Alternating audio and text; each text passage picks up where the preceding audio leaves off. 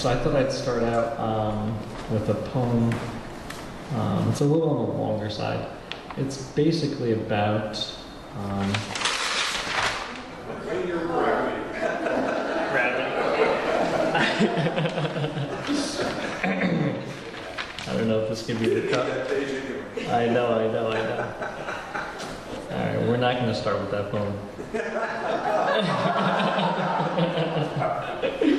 Okay, let's start with something else. All right, so I'm a school teacher a middle school teacher in the Bronx, and so I came up with a unit where I would I'd write rap poems about each of my students, and so this is the first one I came up with. So I'll read that for you. It was to teach imagery and symbolism. So it's a rap. Yeah. Oh, two things. Students in the classroom, his name is Damian James, that's who this is about. And there's another student in our class called Belton. So you'll hear the two names. Damian James happens to be a talented kind of a rap artist, really. He's got a YouTube channel, and so here it goes. Damian James, yo, he's large like flames and goes the whole chair and goes by two names. On YouTube, he is deep in class, he is dreaming. But he's cool, man. Dropping rap bombs in Uncle Sam, dropping lines on Belcom, dropping hoops, yo, unwelcome. He is the sun, blam, hot like Jupiter. Rising in the springtime, the green tree, juniper. Man, he is fire, Dan. Even his bloopers are far out, man. Dancing on asteroids, I tell you, far out on Jupiter. Far, far out on Jupiter, as though his whole two hands were the universe. Something like that.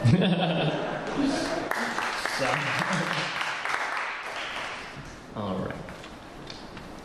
Okay, so my fiance's she's really into the images, so I wrote a poem about images. It's called Imagism. If you don't know anything about Imagism, it basically has three tenets. So when you're writing a poem, you have three things that you do. One is you treat the object directly, right? It's called the direct treatment of the thing. You use no word that does not contribute to the presentation of that object. And then thirdly, you basically write every line as a musical phrase in the rhythm of a musical phrase. Okay, so this is called Imagism. Orange suns burn around me.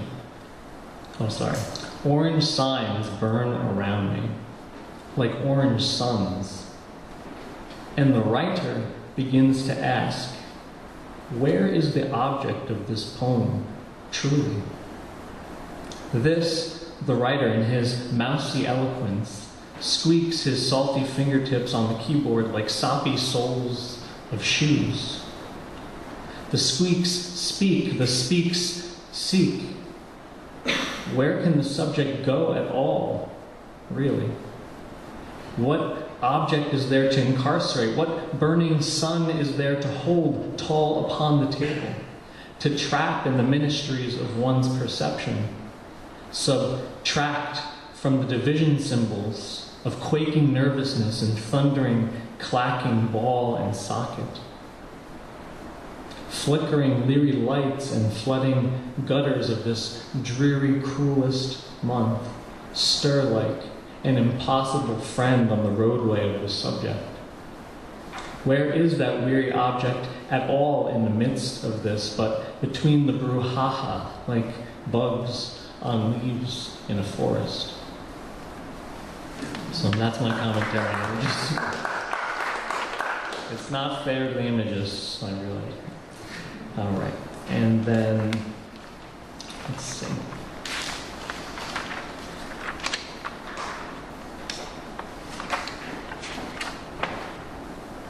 I'm going to read a poem. It's called Alchemy and the Lotus. And it's basically a meditation on the possibility of alchemy being real. The history of things runs deep.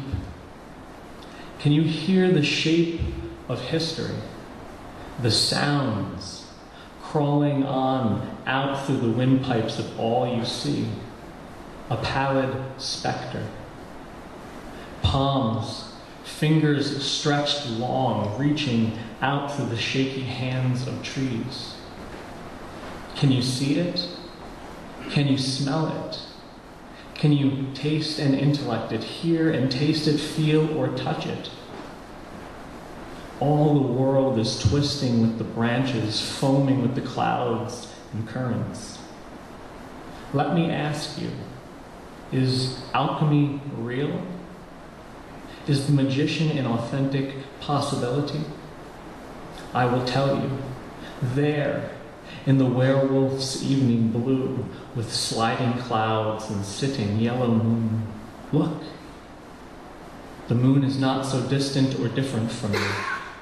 Nay, the words here creak, are bending oblong boards. The moon is you, and you are the moon. The distance in between is you. The simpering cloud, the dewy pressure of the earth slouching and slumbering and breathing in and out. All of this is you. You cannot alchemize. No spell can be cast dear into the fluttering woods. A being appears, and he or she is not a being, but is rather all of the world. She combs her hair, and the world sways and bobs upon the cosmic sea like a gentle lotus. So, what of this query of alchemy?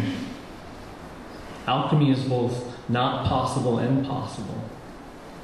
The entire world conspires to move a single leaf.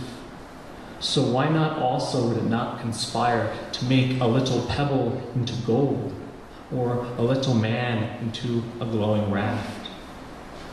A glowing man does not cast spells into the ether. He is the spell. He is the ether. Destiny, I declare, is real. Magic, real and unreal. And what madness is this? None. What, I ask, is more sane than the small child beside the desire of a trillion wants, not knowing he is naught but the entire world in a brilliant, glowing, and cosmic cloak?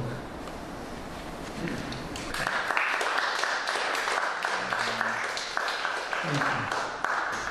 And I'll see if I can't read one more for us. So now that I've ripped that one poem in half, I really have no backup plan. Yeah, all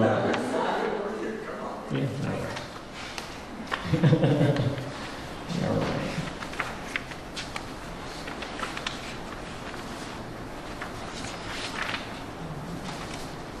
I apologize.